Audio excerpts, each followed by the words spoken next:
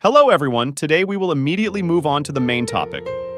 In fact, since the beginning of the Financial Freedom series, this episode, episode 4, is one that I have been particularly looking forward to sharing with you.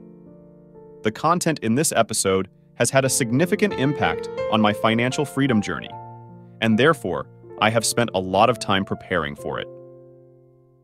In the previous episodes, we have gone through the initial steps of the financial freedom journey together, from the starting phase to the phase of self-sustainability.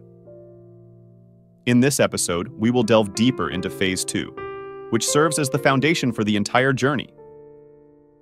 I call this phase the track and act phase, and the first milestone in this phase corresponds to step 4 out of the total 12 steps of the journey. This step is so important that it can be accomplished without needing the other steps, and I believe it will greatly influence your thinking and actions in the future. Patience is key with this process. Although it's not overly difficult, it takes some time, typically about a month, but ideally several months to achieve the best results. Now I'll guide you through the first step, which is very simple. Start tracking all your expenses. Here's how to do it. Use a note-taking app on your phone. Create a dedicated folder for recording expenses. Then, from now on, whenever you make any payment, jot it down immediately in the new notes section. The screen layout is very simple, with just 3 types of information. First is the name of the item you spent on, second is the expense category, and third is the amount spent. Note down every expense, leaving nothing out. Because there are small expenses that may seem insignificant, but in this step, we don't judge whether they are small or large, significant or not. In this step, we only collect data, and the important thing is to make the data as complete as possible. Next, at the end of each day, when there is any expenditure, note it down. Don't skip anything. The second step is to create a spreadsheet, which can be done using Excel or by searching on Google or any tool you're familiar with. As I described earlier, which is recording the name of the item spent, the date of expenditure, and the amount in this spreadsheet, there are also additional columns. These columns are used to categorize different types of expenses. In this stage, I will show you the simplest method of classification, dividing them into 3 groups. The first group is called must-have, which includes essential expenses that must be incurred and cannot be avoided. It could be rent or brokerage fees when buying a house. It could also be gasoline or daily food expenses. The second group is expenses that are easily seen as wasteful, such as money spent on drinking with friends, buying toys like a PlayStation, or unnecessary shopping expenses. The third group is nice-to-have expenses. These are expenses that are not essential but not wasteful either. For example, tuition fees, gym membership fees, or book purchases. You can put all these expenses into the nice-to-have column. This column will make classification much easier. Without this column, you may have difficulty categorizing, especially when dealing with transactions that you are unsure which group to classify into. In terms of execution, after each day or every few days, it's best to open the note-taking app and enter all the expenses recorded into this spreadsheet. You can also create spreadsheets and enter directly at the time of payment to save time. However, I divided it into 2 steps because some people are not used to using spreadsheets on their phones, and opening a spreadsheet every time you make a payment is more complicated than opening a note-taking app. Another reason is that I want you to not have to think about categorizing immediately at the time of payment, especially when you're busy in public places. Just take 10 seconds to make a note. The most important thing in these stages is that you cannot delete the expenses that have been noted, but we can reclassify them later. I have shared this method with many people, and it's quite effective. The important thing is to collect and classify all expenses, like this over a period of time. Remember to collect everything from small to large. Try not to miss any expenses. My advice to you is to do this for at least 1 month, ideally a few months. The reason is that some expenses may not appear in these months but will appear in the following months. Therefore, when you do it for long enough, you can cover all expenses without missing anything. After a period of collecting and classifying all expenses, you will have a fairly clear picture of how much you will spend on each type of expense each month. Starting from this stage, I will use an example to help you visualize. This example I will reuse for all subsequent calculations. Note that it's just an example, and your numbers may be lower or higher and subject to change. Now we have an example of everyone's spending level. Suppose after the collection period, you calculate the total mandatory expenses each month to be 20 million. This figure of 20 million I call the minimum spending level. In the next column, the total monthly expenses are 5 million, so adding this 5 million to the 20 million gives us a figure of 25 million. And this 25 million I call the standard spending level. In the last column, the total monthly wasteful spending is 4 million, and this figure is also very important. We'll talk about it later. Pay attention to these figures, especially the two minimum and standard spending levels, as we'll use them a lot in the subsequent stages. Typically, they won't change much. However, I leave them as they are for ease of calculation in the following examples. When you're done, name this column Total Expenses. Additionally, you'll need to add another column named Total Income to record all your after-tax income sources. Note that this is after-tax income, not before tax. This column is simply where you enter all your income sources. For most young people, the main source of income may only be salary. However, for example, if you also have another job besides salary, you can also add it to this section. The job I just mentioned is done in business is called Income and Expenditure Statement. And if you're lucky, your total monthly income and expenditure will balance, meaning your spending needs correspond to your income. For example, in the cases mentioned above, if your total expenses are 29 million per month and your salary is 30 million per month, then they balance, or even income may be slightly higher than expenses. For example, if your salary is 35 or 40 million, you can save from 5 to 10 million each month. However, from my observation, in most cases with higher salaries, individuals tend to automatically spend more, so there may not always be such savings. But if you find yourself in a situation where your income is lower than your expenses, for example, if your salary is only between 20 and 25 million per month, you may easily fall into debt, which I will discuss next. So now, check and monitor your income and expenses. If you're lucky, in this balance sheet, you don't see any monthly debts, meaning you're not in debt, then congratulations. Next, proceed with the following steps. But if you find some debts in the list that need to be paid monthly, you should immediately proceed with the next steps. That's the debt elimination steps, and for me, these are the second most important steps in our entire 12-step journey. They come right after the steps of setting up the income and expense balance sheet above. The consequences of debt I've discussed quite extensively in previous episodes. If anyone hasn't watched them yet, they can review them. I'll leave a link in the upper right corner of the screen for you to review. Now, let's start carrying out these debt elimination steps. The first question is, where will the money come from to pay off the debt? Looking at the sheet we just made in step 4, I want you to eliminate all expenses in the nice to have and other sections. This means that from now on, you'll enter a slightly tougher phase, living only at your minimum level. For this example, from now on, each month you'll live on a maximum of 20 million. This will be the toughest phase for you, because you've been accustomed to your previous spending level. Now suddenly, you're only allowed to live at a minimum level, and this could last for quite a long time, even up to 1-2 years. This might cause many to give up at this stage. Doing it for a day or two is easy, but doing it for 1 to 2 years is not something everyone can do. Some of you might say at this point, in the previous episodes, you said that in the journey to financial freedom, we could still have a good quality of life. So why are things getting tough now? Well, the answer is yes, but you're in a phase of negative oscillation, so the only way to get out of this debt situation is to endure a little more than usual. Secondly, I mentioned that throughout this journey, you will have a better quality of life, but I didn't say it for the entire journey. Specifically, in the initial phase, you'll have to endure a bit of hardship, but gradually everything will improve. In the middle stages, and especially in the later stages, your life will become better. It's not that every phase will be comfortable, especially the initial phase when you don't have anything yet.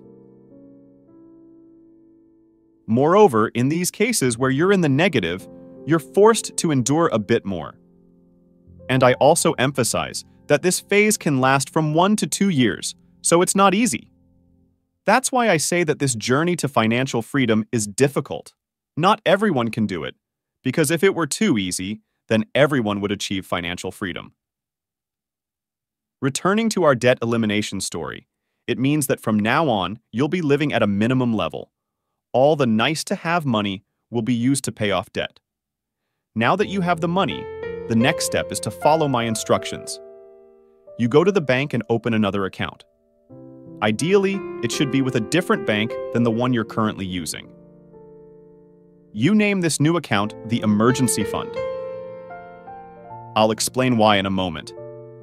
The reason I advise you to open this account at a different bank is to separate these two accounts completely. For this emergency fund account, the less attention you pay to it, the better. Then, you go back to your salary receiving account and set up an automatic transfer schedule for me. For example, if you receive your salary on the first day of the month, you schedule the transfer for the next day, the second. Every month, it will automatically transfer 10 million from your salary account to your emergency fund account. Where did I get this figure of 10 million? This is the remaining amount from your total income of 30 million after subtracting the minimum expenses of 20 million. The core of this approach is that we're reversing how we accumulate money. Most people usually spend first, then at the end of the month they see how much is left to save. But now, every time you receive your salary, you immediately set aside a portion for savings and spend only what's left. With this method, you'll be living according to your needs. If you leave the money in front of you, it's difficult to control, especially with credit cards. People tend to swipe them freely, then struggle to pay off the debt at the end of the month. That's why it's crucial to keep those savings accounts out of sight and almost forget about them. And because of this, we had to go through the expense tracking steps in the previous sections. Without those steps, we wouldn't ensure we have enough money for our basic needs. Without them, you might fall short, and if you do, you might be tempted to dip into your emergency fund. After setting up this account, our cash flow will work like this. Every month, your salary of 30 million goes into your main account. Right after that, you'll be reminded to transfer 10 million to another account. Remember, from now on, there will be an additional 10 million in that account every month. This account will be used for emergencies in the future. Currently, our most urgent issue is being in debt, so the priority right now is to use this account to pay off debt. The next question is, how to decide which debts to handle first and which to handle later. The simplest way is to focus on the debts with the highest interest rates. For example, focus on paying off high-interest loans first, then credit card debts to the bank. And finally, debts owed to friends or relatives without interest can be paid off last. When it comes to this point, friends and family might feel a bit disappointed. So it's essential to sit down, share your plan with them honestly, and explain why you prioritize them last. Alternatively, you could share these videos with them. People who lent you money, I believe, are somewhat concerned about you. I think they'll be willing to let you pay them back later, as long as they see your sincere intention to repay the debt. Actually, having these debts demanded back is also fortunate. The important thing is that from now on, you have a clear plan for when you will repay each debt. For example, if you're certain you can pay off the loan shark debt after 10 million, then after a month of accumulation, you'll be able to repay this debt. A credit card debt of 20 million will take about 2 months to accumulate, meaning in total, you'll be able to pay off the credit card debt in 2 to 3 months. Similarly, you can promise your friends that after 4 months, you'll repay them, and after 6 months, you'll repay all the money to your relatives. You don't need to repay all debts immediately, just build a repayment plan and adjust it with these creditors, and the pressure of debt will decrease significantly. From now on, you don't have to live in fear of being in debt, worrying every day about someone demanding repayment. Essentially, your quality of life will improve from this step. Although you'll live a little frugally from now on, living without financial pressure is still more comfortable. Additionally, this helps you rebuild your reputation. Throughout these stages, all you need to do is focus on one goal and try to live at a minimal level, along with using your account to repay debts. This stage may last for 6 months, 1 year, or even 2 to 5 years. Focus on completing it, and when there are no more bad debts left, you'll have both good and bad news. The good news is that from now on, your life will be much easier because you're no longer in debt. You also won't have to pay monthly interest on those debts anymore. From there, you can focus on building your next financial foundation. However, the bad news is that if you want to continue, you'll still have to live in this minimal state for a long time. Specifically, after clearing our debts, we need to immediately move on to the next steps, which involve building a personal financial model for long-term sustainability. This is stage 6, where we will set up cash flow and begin accumulating. To build this model, you only need to create 4 accounts. At this point, some may be surprised by the need for 4 accounts. However, this is a simplified model. In reality, the financial model I use for myself consists of a total of 12 accounts.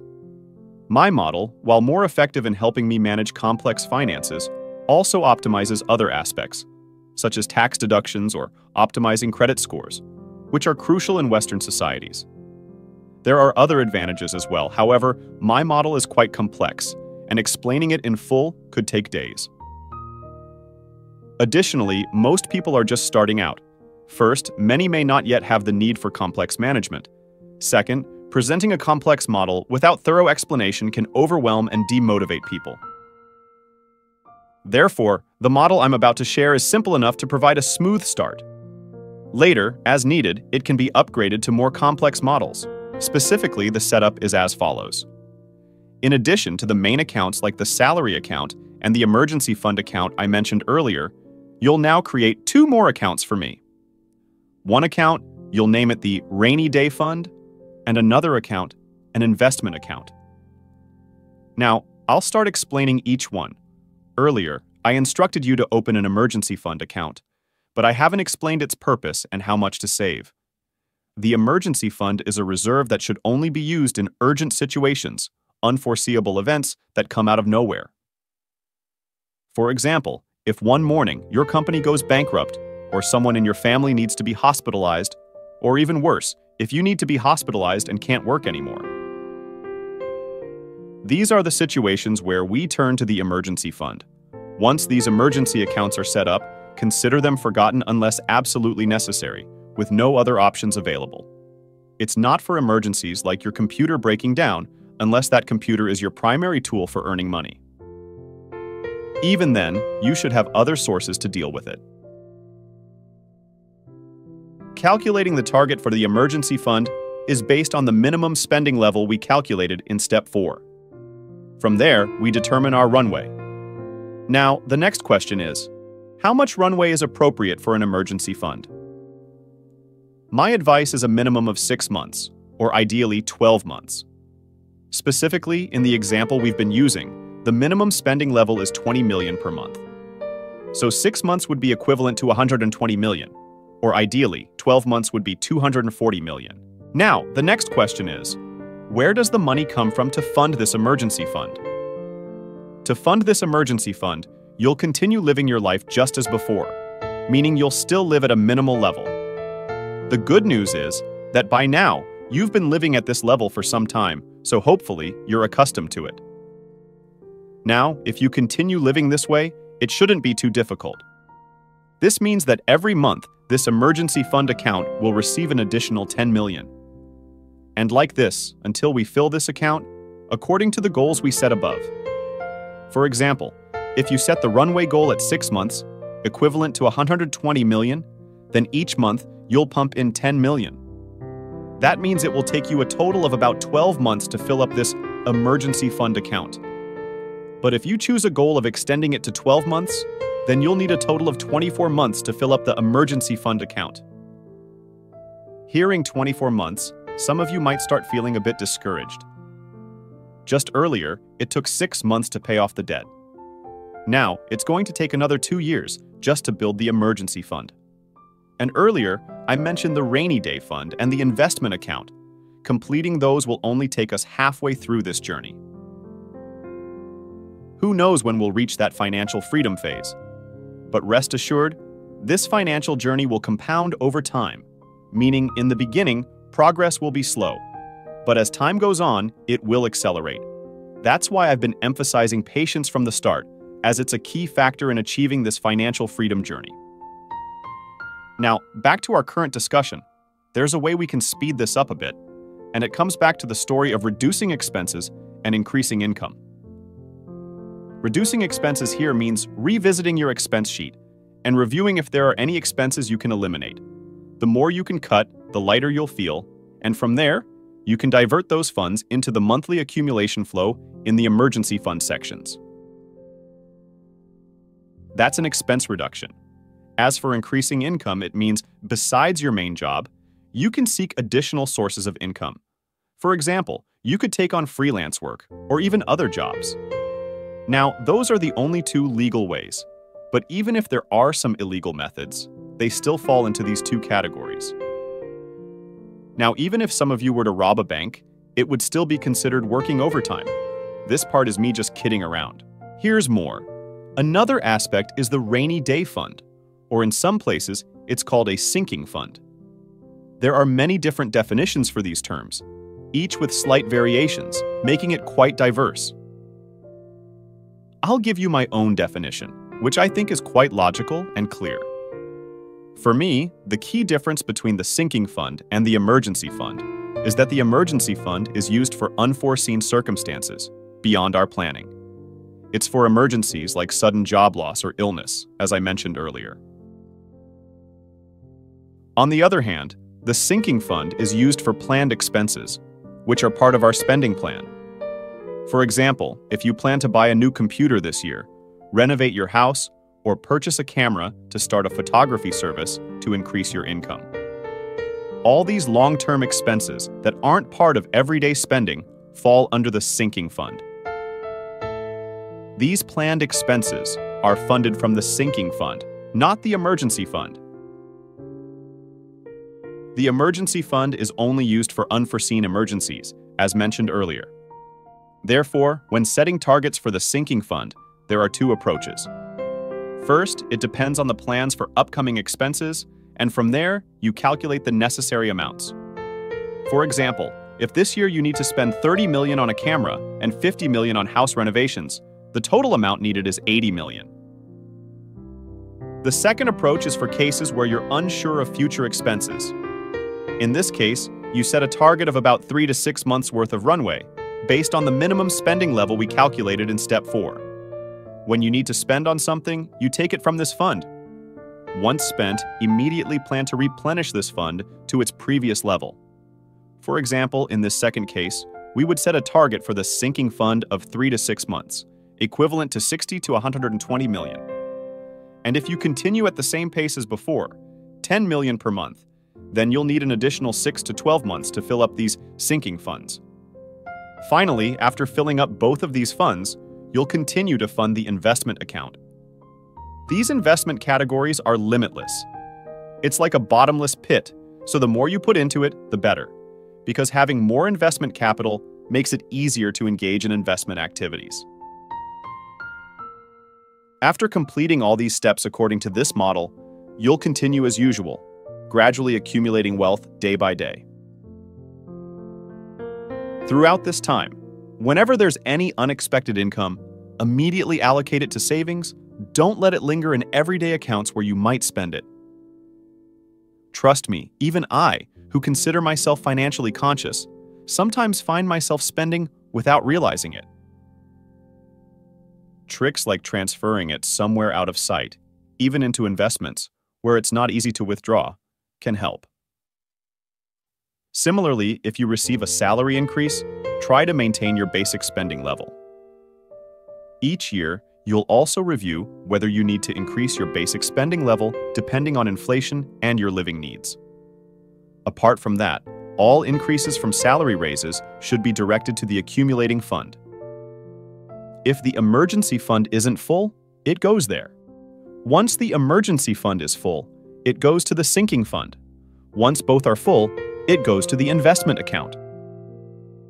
The investment account is bottomless, so there's no stopping point. Our unofficial stopping point is at 39, but that's far off, and even then, nobody stops. Now, let's look back at how this approach secures your life. Essentially, it has covered your life with multiple layers of protection. First, your basic needs are covered by the minimum spending level. Second, your longer-term needs are covered by the sinking fund. You're always ready with a substantial amount ranging from millions to hundreds of millions for these expenses. And finally, in cases of extreme hardship, you have a runway of 6 months to 1 year to serve as a last line of defense, giving you enough space to maneuver. Personally, I believe that although you may not indulge as freely as before, living with such financial security will significantly ease your mind. While reaching financial freedom may still be far off, I think it already brings considerable freedom to your life. Suppose you're in a situation where your current job isn't ideal. You always have the option to pause, take a few months to find a better job. To me, that's a luxury not everyone has. I think life quality is much higher in this scenario compared to struggling day by day. If anyone's struggling month to month without knowing where to turn, I hope this lengthy discussion has shed some light. And even though we're only halfway through this journey, it's already made our lives much better, giving us the motivation to continue. Another piece of good news is that once you reach this point, you've essentially overcome the most difficult steps. From here on out, things will only get better. As I've said from the beginning, this is the most important practice in the entire financial freedom journey, and it's the one I've prepared most carefully. Most of you following along have probably been with me since the first practice. But if I were to recommend just one practice to watch, it would be this one. If you follow the steps outlined here, I believe your financial management skills will improve significantly. Therefore, I encourage you to share these practices with your friends so that everyone can gain insight into personal financial management. Let's not talk about lofty concepts like financial freedom. Just knowing how to manage personal finances can already make a big difference. In the upcoming practices, after we've accumulated a considerable capital base, I'll share how to manage investment categories and how to choose safe and effective investments. Alongside that, we'll start thinking about building passive income streams, making our accumulation and investment phases as effective as possible. This is the phase where we'll accelerate towards financial freedom. As for these practices, I'll end them here. Thank you for following along, and I'll see you in the next practice.